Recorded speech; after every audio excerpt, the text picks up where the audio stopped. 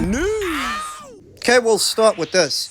Amanda Serrano took to her social media and stated, "Actions over words. If you have to struggle to convince others of who you think you are, then you're not that. What's known doesn't need to be said." It would be very easy to interpret this open statement, where no one specific is mentioned, as another subliminal shot at Clarissa Shields. And being honest, that's what I think it is, but I also think it's completely warranted, because as many times as Clarissa has taken shots at other people unprovoked, Amanda Serrano included, and her promoter, it's only right that they return the favor. To that, Grand Regent Peace, that same guy from before, he responded to Amanda Serrano's tweet by saying, "This broad never puts an address on it. She's gonna always talk slick cap." You mean like Clarissa did when she messaged Cameron to trash Katie and Amanda and their viewing figures? But then pretends like she doesn't have a problem with Clarissa Shields when she don't have to struggle to convince nobody. Is that why she pretends to be somebody else under alt accounts to argue with people online? Because she's not struggling to convince people? She's reminding y'all of what y'all seem to conveniently forget. Undefeated, two-time Olympic gold medalist, four-time undisputed. Conveniently forget? If people are forgetting that much, there's a reason for it. 19-time world champion across 5 different weight classes, bitch. No need to convince anyone of anything. The work's been done. History's been made. The fuck is this bird even talking about right now? I don't think Grand Regent is who they present themselves as. I actually think that's Clarissa Shields under an alt account. What gave it away? Well, the hostility, for one. I mean, what's this guy getting so bent out of shape about? Why are you mad? The long-winded response also. I mean, this doesn't read like something that a guy would have wrote. It reads like something that either Clarissa or somebody related to her would have wrote. Why are you mad? And the dead giveaway, at least for me. The bit where the guy calls Clarissa a 19-time world champion? She's been a champion 19 times? That's not how that works. That'd be like me saying that Cecilia Brækhus is a 24-time world champion because she's been in 24 world title fights.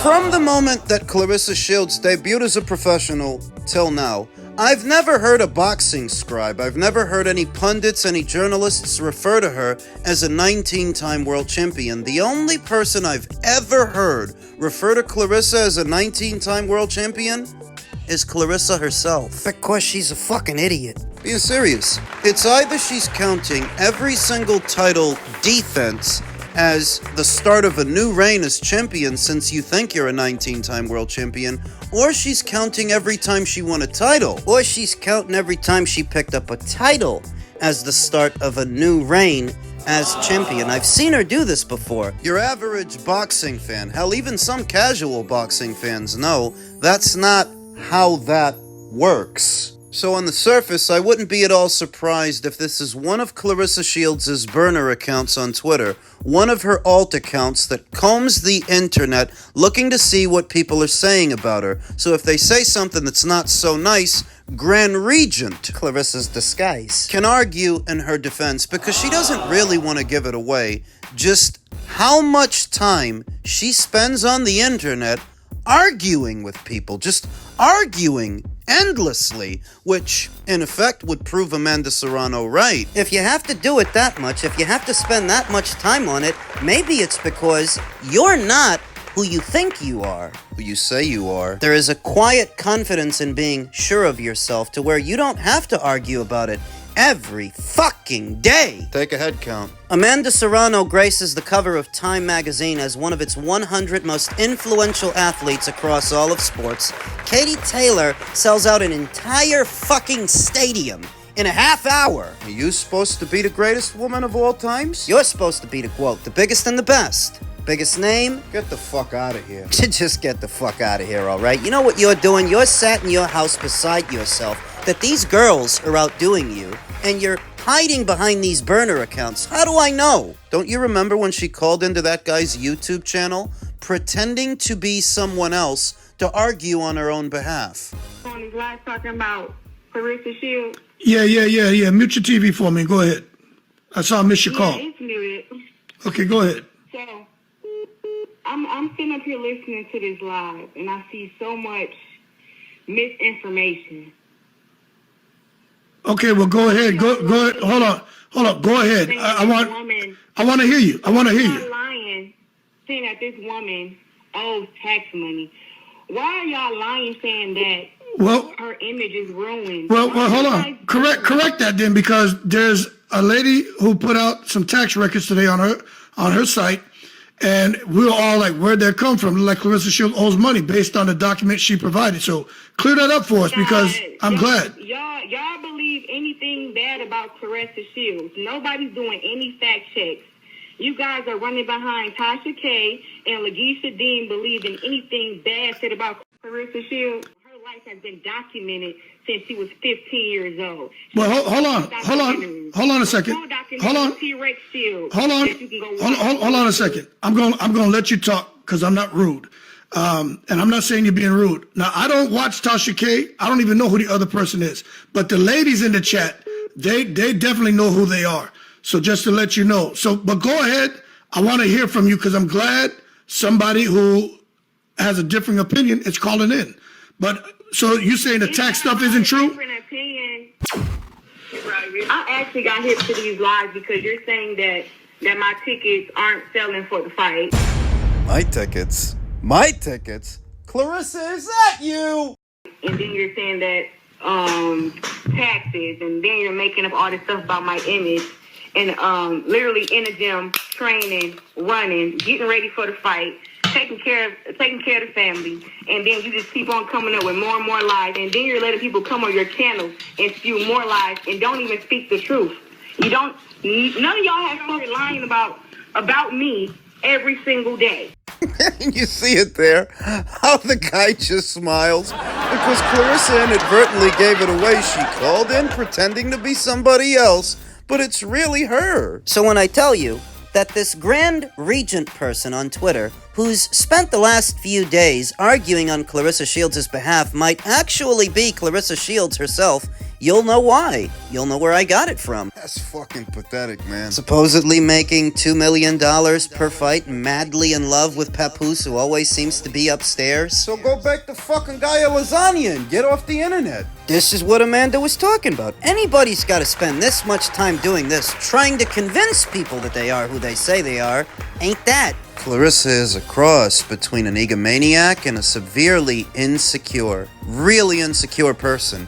Insecure about her looks, insecure about her career. All of which she makes worse, compounding on those insecurities with her massively abrasive behavior, because it can't sit well with her that, despite all these things you've got to say about all these other people, they're doing fan-fucking-tastic. Boo-hoo-hoo, Amanda's got 4 losses. So what? She makes more money than you. Whoa, Katie Taylor's in closer fights than I am. I'm better than Katie. Meanwhile, a whole fucking stadium's worth of people just bought tickets to see her fight, and it only took a half hour. So how fucking awful must you be? That you're supposed to be way more accomplished than these 2 broads. You're supposed to be better than them in every way, yet more people show up for them than they show up for you. Wow. But what Dana White also doesn't know is that in Anthony Joshua's contract, it clearly states the fight must take place in the UK. But I don't even think Dana White knows that. I mean, at the moment, and someone said to me, why isn't he kind of just backtracking and go, all right, fair enough, I'm not promoting. I said, do you imagine Dana White sitting up at a press conference and goes, guys, I've got to apologise. I got it wrong. Sorry, Eddie Hearn. So what he's doing now is he's doubling down, he's trebling down, and he'll just try and find a way where he can pretend that he sort of played some kind of role. Because Zuffa is incapable of actually making a really big fight on their own right now. So this is his way of saying, I'm the promoter. Do you know what I mean? Instead of like, no, you're not. Like, I'm not even saying I'm the promoter. But I know one thing, you can't be involved because it's in the contracts of both fighters. Do you know what I mean? And the fight must take place in the UK, in our contract. Now, Turki Al-Sheikh is also paying the bill. So if Turki Al-Sheikh phoned me up and said, we actually want to do the fight in Las Vegas, I would say, okay, let me speak to Anthony, we'll renegotiate the deal, and we'll look at that. Because we wanted the fight to take place in the UK, and that's what we agreed to. So if you want to make a fundamental change to the contract, that comes with a conversation and a renegotiation.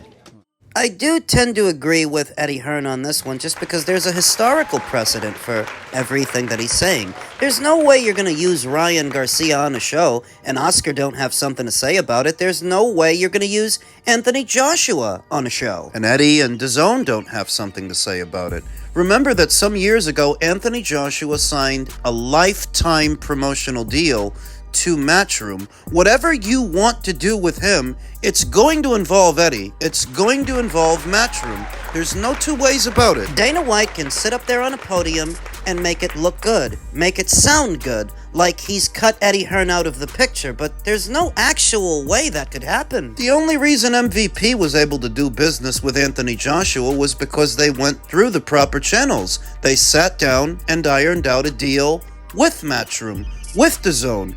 Dana White would have to do the same thing. Zuffa got told to remove all their posts regarding what he said at the press conference, right? No one even mentioned it. Do you know what I mean? I even put it on my story because I said, good boy, Dana, take your posts down. Because as soon as he made those, I went to Turco Lachey. I said, what the fuck's this guy talking about?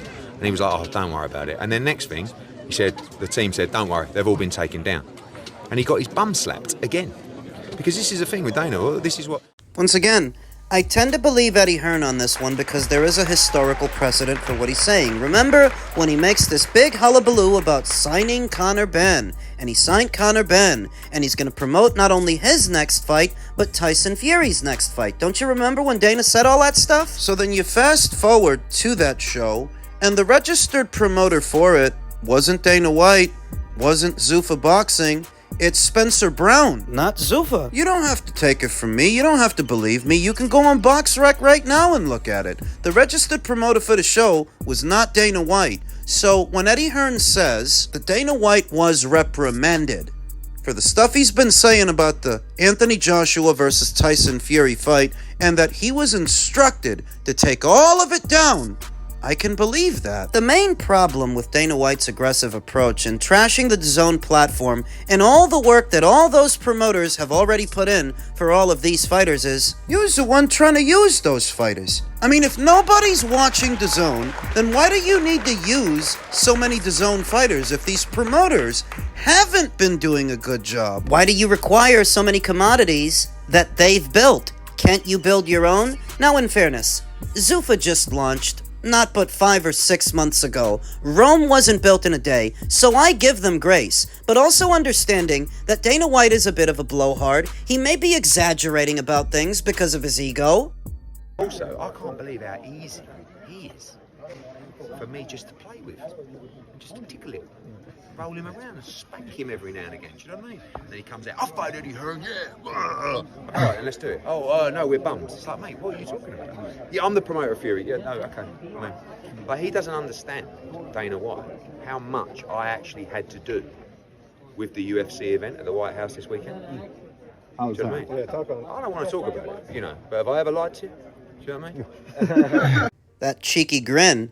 You wonder, did Eddie Hearn actually have anything to do with the UFC event happening this weekend, or is he just giving Dana White a taste of his own medicine? That if you're gonna sit up there and make things up about what you're involved in, well, I can do the same fucking thing. Hey, look at me. You know the UFC show at the White House this weekend? I was the one behind that. I did that. Get the fuck out of here. You did that? I fucking did that. I did that all by myself, me and my 2 brothers. The basic idea being, 2 can play at that game, and as stated, I find it very hard to believe that Dana White would have had any kind of involvement with Joshua versus Fury, and Eddie Hearn and Matchroom wouldn't have known about it, because Anthony Joshua has a lifetime promotional deal with Matchroom. To do anything with that guy, you've got to go through them. But you let Dana White tell the story. He breaks through a pane of glass, takes out 2 security guards on the way to the safe where they've got Anthony locked up, cracks the safe, grabs Anthony, slaps Eddie with his dick, uses a jetpack to flee the scene. Needless to say, in the thick of a pissing contest, a lot of people are going to say a lot of things, some of which may not be true. Dana may be exaggerating a bit. Like I said, he told the whole world he was going to promote Tyson Fury's big comeback fight. Next thing you know, the registered promoter ain't Dana White. It was Spencer Brown. I mean, DAZN have done a multi-fight, multi-year deal with DAZN to broadcast a select number of those shows live on TNT as well. As you know, TNT has a much bigger viewership potential than Paramount, right? So for us as a promotional company, for DAZN, that is huge. I mean, we've got a show in September. You've got Abdullah. Do you remember what I said? That in a pissing contest, there's likely to be a bit of exaggerating. I think Eddie Hearn just exaggerated a bit there. TNT used to be one of the bigger linear networks in the country, but due to cord cutting, people moving away from conventional cable packages, they're not everything that they used to be. I believe that they're available in anywhere in between 60 to 89 million homes, which is just about the same number of homes that Paramount Plus is available in. So when Eddie Hearn says that it's many times bigger than Paramount, not necessarily. Not while Paramount are in the process of buying TNT's parent company, Warner Brothers. I don't know how that one could have slipped past Eddie Hearn. Maybe he was jet-lagged or something, but yeah, that's going on. That's what's happening. TNT is a subsidiary of Warner Brothers, which is in the process of being purchased by Skydance a la Paramount. Now, that doesn't diminish the value of this partnership between DAZN and TNT. One is a streaming platform, and one is a more conventional cable network. They both have their respective audiences, and if you're doing boxing matches on these separate platforms, you do stand a good chance of reaching that many more people. That's what that relationship is, that's what it's for, and it might actually work if you do enough of these kinds of fights often enough. They're doing Zepeda versus Roach, promoted by Golden Boy. They're doing Mason versus Cordinia, promoted by Top Rank. And apparently, according to Eddie Hearn, in September, they're going to be doing a big show, distributed on both the DAZN and TNT platforms. So we have that to look forward to, with the basic idea being, on a streaming platform, everything is insulated. You can only really advertise your content to your existing subscribers. But anybody that isn't already subscribed isn't gonna know what the fuck you're doing or what the fuck fights you're putting on.